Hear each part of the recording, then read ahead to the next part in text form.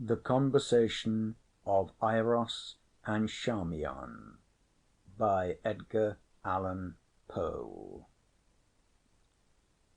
I will bring fire to thee. Euripides, Androm. Eiros. Why do you call me Eiros? Charmion. So henceforward will you always be called. You must forget, too, my earthly name, and speak to me as Charmion. Eiros. This is indeed no dream. Charmion. Dreams are with us no more, but of these mysteries anon. I rejoice to see you looking lifelike and rational. The film of the shadow has already passed from off your eyes. Be of heart, and fear nothing. Your allotted days of stupor have expired, and tomorrow I will myself induct you into the full joys and wonders of your novel existence. Eiros. True, I feel no stupor, none at all. The wild sickness and the terrible darkness have left me, and I hear no longer that mad, rushing, horrible sound like the voice of many waters. Yet my senses are bewildered, Charmion, with the keenness of their perception of the new. Charmion. A few days will remove all this, but I fully understand you and feel for you. It is now 10 earthly years since I underwent what you undergo, yet the remembrance of it hangs by me still. You have now suffered all of pain, however, which you will suffer in Iden. Eiros. In Iden? Charmion. In Iden. Eiros. O God, pity me, Charmion. I am overburthened with the majesty of all things, of the unknown now known, of the speculative future merged in the august and certain present. Charmion. Grapple not now with such thoughts. Tomorrow we will speak of this. Your mind wavers, and its agitation will find relief in the exercise of simple memories. Look not around nor forward, but back. I am burning with anxiety to hear the details of that stupendous event which threw you among us. Tell me of it. Let us converse of familiar things in the old familiar language of the world, which has so fearfully perished. Eiros. Most fearfully, fearfully. This is indeed no dream. Charmion. Dreams are no more. Was I much mourned, my Eiros? Eiros. Mourned, Charmion? Oh, deeply. To that last hour of all there hung a cloud of intense gloom and devout sorrow over your household. Charmion. And that last hour, speak of it. Remember that beyond the naked fact of the catastrophe itself, I know nothing. When, coming out from among mankind, I passed into night through the grave, at that period, if I remember aright, the calamity which overwhelmed you was utterly unanticipated. But indeed I knew little of the speculative philosophy of the day. Eiros. The individual calamity was, as you say, entirely unanticipated, but analogous misfortunes had been long a subject of discussion with astronomers. I need scarce tell you, my friend, that even when you left us, men had agreed to understand those passages in the most holy writings which speak of the final destruction of all things by fire as having reference to the orb of the earth alone. but in regard to the immediate agency of the ruin, speculation had been at fault from that epoch in astronomical knowledge in which the comets were divested of the terrors of flame. The very moderate density of these bodies had been well established. They had been observed to pass among the satellites of Jupiter without bringing about any sensible alteration, either in the masses or in the orbits of those secondary planets. We had long regarded the wanderers as vapoury creations of inconceivable tenuity, and as altogether incapable of doing injury to our substantial globe, even in the event of contact.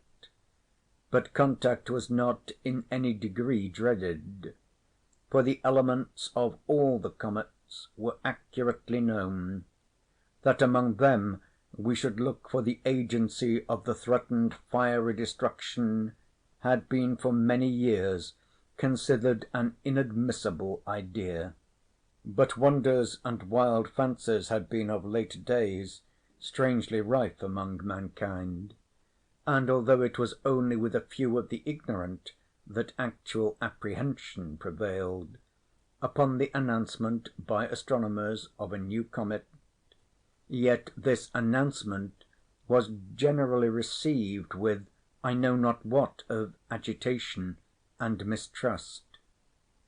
The elements of the strange orb were immediately calculated, and it was at once conceded by all observers that its path at perihelion would bring it into very close proximity with the earth. There were 2 or 3 astronomers of secondary note who resolutely maintained that a contact was inevitable. I cannot very well express to you the effect of this intelligence upon the people. For a few short days they would not believe an assertion which their intellect so long employed among worldly considerations could not in any manner grasp. But the truth of a vitally important fact soon makes its way into the understanding of even the most stolid. Finally, all men saw that astronomical knowledge lied not, and they awaited the comet. Its approach was not at first seemingly rapid, nor was its appearance of very unusual character. It was of a dull red, and had little perceptible train. For 7 or 8 days we saw no material increase in its apparent diameter, and but a partial alteration in its colour. Meantime the ordinary affairs of men were discarded, and all interests absorbed in a growing discussion, instituted by the philosophic, in respect to the cometary nature. Even the grossly ignorant aroused their sluggish capacities to such considerations. The learned now gave their intellect their soul to no such points as the allaying of fear, or to the sustenance of loved theory. They sought, they panted for right views. They groaned for perfected knowledge. Truth arose in the purity of her strength and exceeding majesty, and the wise bowed down and adored. That material injury to our globe or to its inhabitants would result from the apprehended contact was an opinion which hourly lost ground among the wise, and the wise were now freely permitted to rule the reason and the fancy of the crowd. It was demonstrated that the density of the comet's nucleus was far less than that of our rarest gas, and the harmless passage of a similar visitor among the satellites of Jupiter was a point strongly insisted upon, and which served greatly to allay terror. Theologists, with an earnestness fear enkindled, dwelt upon the biblical prophecies, and expounded them to the people with a directness and simplicity of which no previous instance had been known, that the final destruction of the earth must be brought about by the agency of fire was urged with a spirit that enforced everywhere conviction, and that the comets were of no fiery nature, as all men now knew, was a truth which relieved all, in a great measure, from the apprehension of the great calamity foretold. It is noticeable that the popular prejudices and vulgar errors in regard to pestilences and wars, errors which were wont to prevail upon every appearance of a comet, were now altogether unknown, as if by some sudden convulsive exertion reason had at once hurled superstition from her throne. The feeblest intellect had derived vigour from excessive interest. What minor evils might arise from the contact were points of elaborate question. The learned spoke of slight geological disturbances, of probable alterations in climate, and consequently in vegetation, of possible magnetic and electric influences. Many held that no visible or perceptible effect would in any manner be produced. While such discussions were going on, their subject gradually approached, growing larger in apparent diameter, and of a more brilliant lustre. Mankind grew paler as it came. All human operations were suspended.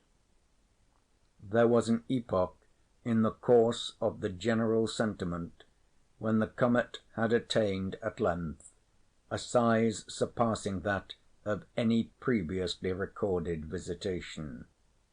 The people now, dismissing any lingering hope that the astronomers were wrong, experienced all the certainty of evil. The chimerical aspect of their terror was gone.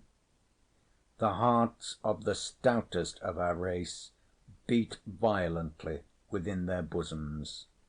A very few days sufficed, however, to merge even such feelings in sentiments more unendurable. We could no longer apply to the strange orb any accustomed thoughts. Its historical attributes had disappeared. It oppressed us with a hideous novelty of emotion. We saw it not as an astronomical phenomenon in the heavens, but as an incubus upon our hearts and a shadow upon our brains. It had taken with inconceivable rapidity the character of a gigantic mantle of rare flame, extending from horizon to horizon. Yet a day, and men breathed with greater freedom. It was clear that we were already within the influence of the comet, yet we lived. We even felt an unusual elasticity of frame and vivacity of mind. The exceeding tenuity of the object of our dread was apparent, for all heavenly objects were plainly visible through it.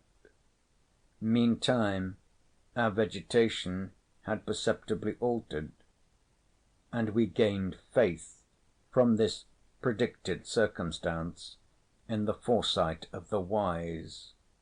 A wild luxuriance of foliage, utterly unknown before, burst out upon every vegetable thing. Yet another day, and the evil was not altogether upon us.